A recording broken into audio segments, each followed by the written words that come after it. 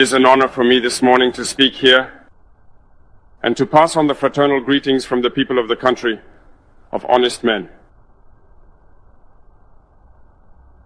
This is also the place for me. First of all, I want to give thanks to God Almighty, who has allowed us to gather here this morning in good health to talk about the future and the well-being of our peoples. I want to apologize to the elders I might offend with my upcoming words. African identity demands the rights of birth. I must apologize.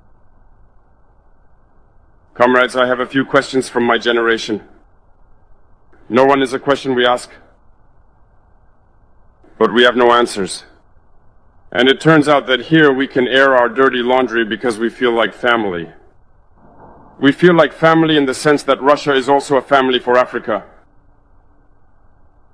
It's a family because we share the same history. Russia made enormous sacrifices to free the world from Nazism during World War II.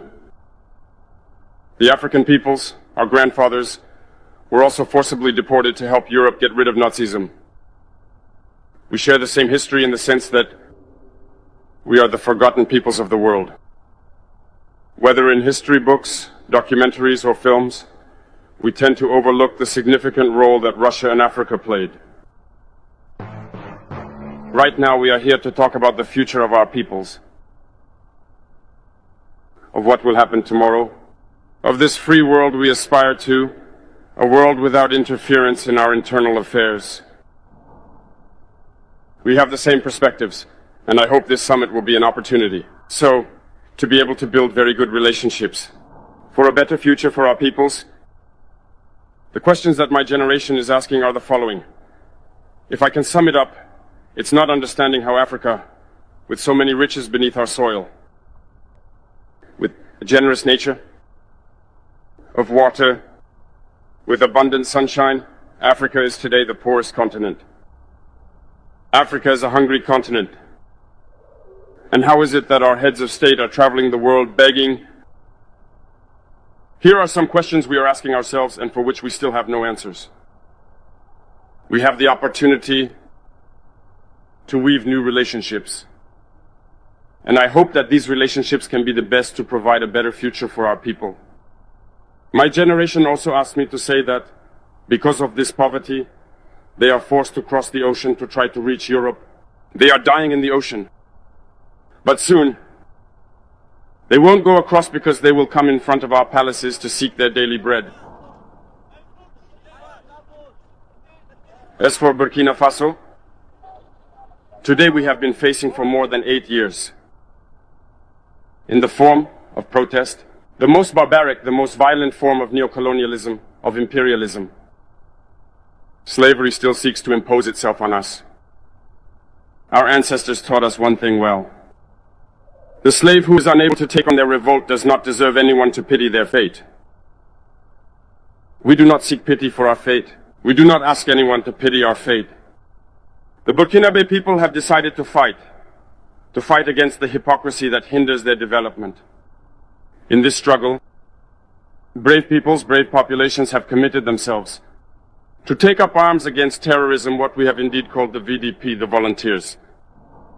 We are surprised to see the imperialists label these VDP as militias and all sorts of things. It's disappointing, because in Europe, when people take up arms to defend their homeland, they are called patriots. Our grandfathers were deported to save Europe. It was not with their consent, against their will. Well, upon their return, we remember well that in Traore, when they wanted to claim their basic rights, they were massacred. It doesn't matter then. When we, the people, decide to defend ourselves, we are labeled as militias. But that's not the problem. What the problem is seeing African heads of state who bring nothing to these fighting peoples, but who sings the same tune as the imperialists, by calling us militias, by treating us as such, of men who do not respect human rights. What human rights are we talking about? We are outraged by this, and it's shameful. We, as African heads of state, need to stop behaving like puppets that dance every time the imperialists pull the strings. Yesterday, President Vladimir Putin announced the shipment of grains to Africa. We are very happy. We thank him for that. But also it's a message sent to our African heads of state. Because at the next forum we won't have to come here without having ensured, for those who are not familiar with the war, the food self-sufficiency of our peoples, we need to learn from the experiences of those who have already achieved this in Africa, to build good relationships here, and to forge better ties with the Russian Federation in order to meet the needs of our populations. I won't take too long. The time is limited and very short. We are forced to stop at some point, but I would like to conclude by saying that we must pay tribute to our peoples.